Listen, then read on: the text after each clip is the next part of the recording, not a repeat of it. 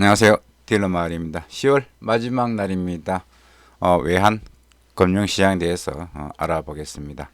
여기 시장에서 원달러 빠졌습니다. 미국 연준이 금리를 인하를 했습니다. 1.5에서 1.75로 결정을 했습니다. 자, 추가 금리 인하 가능성 없었습니다. 그럼에도 불구하고 달러는 약세를 보였습니다.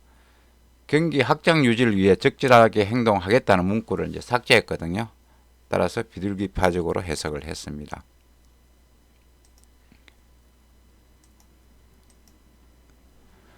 뉴욕 시장에서 다우 올랐습니다.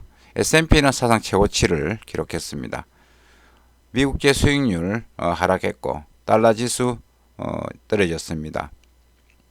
달러엔은 지금 108엔 후반대에 계속 행보하고 있습니다. 유로 달러는 올랐습니다. 유가는 미 원유 재고 증가 부담에 약세를 보였고 여기 시장에서 원달러 하락을 했습니다. 칠레 아펙 정상회의가 무산됐습니다. 지금 칠레 국민들이 지금 시위를 하고 있는데요. 막 교통요금을 올렸습니다. 그리고 소득 격차, 불균형, 더 이상 못 살겠다 이런 식으로 나오면서 지금 시위가 한창입니다. 따라서 정상회의가 무산되면서 미중 이제 무역 협상 사인 서명에 대한 어떤 불확실성이 있었는데 일단 다른 곳에서 할 것으로 보입니다. 오늘 일본 정책회의가 있습니다. 미국 경제지표가 GDP가 괜찮게 나왔습니다. 그동안 미국 GDP에 대해서 어떤 경기 침체에 대한 우려가 많았거든요. 연율 1.9% 기록했습니다. 경기 침체 우려가 좀 줄어들었습니다. 다우는 일단 27,000선에 안착하는 그런 모습을 보였습니다. 더 올라갈 가능성이 있어 보이고요. 우리 코스피는 2100선을 넘지 못하고 계속 지금 밀리고 있습니다. 따라서 일단 그렇다고 많이 밀리는 것도 아니고 조금 행보할 것으로 보입니다.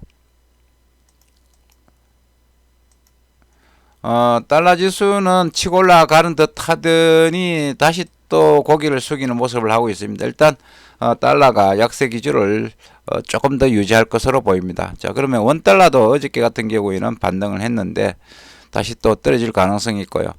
자, 위안화도 지금 밀리고 있습니다. 위안화도 7.04로 밀렸습니다.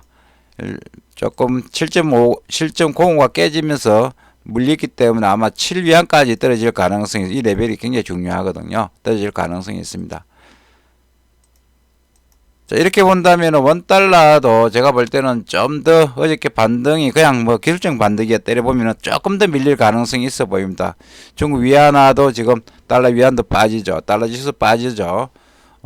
주식 쪽에 분위기 괜찮습니다. 다우 지수 이런 쪽. 따라서 조금 1160원까지는 또다시 한번 트라이 시도를 할 것으로 보입니다. 이 이후에 진정한 반등이 일어날 것으로 보입니다.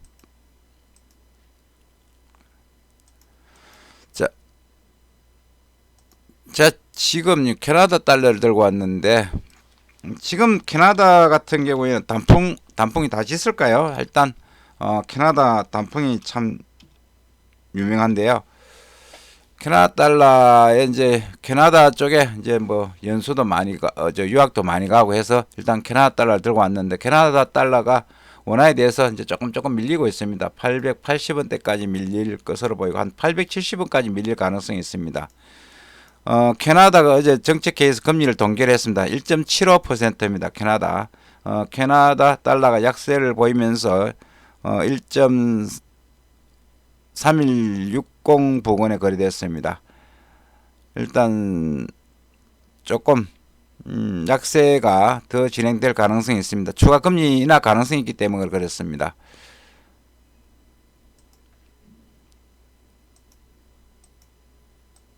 이상 환율에 대해서 알아봤습니다. 오늘도 성공한 투자 되시기 바라겠습니다. 감사합니다.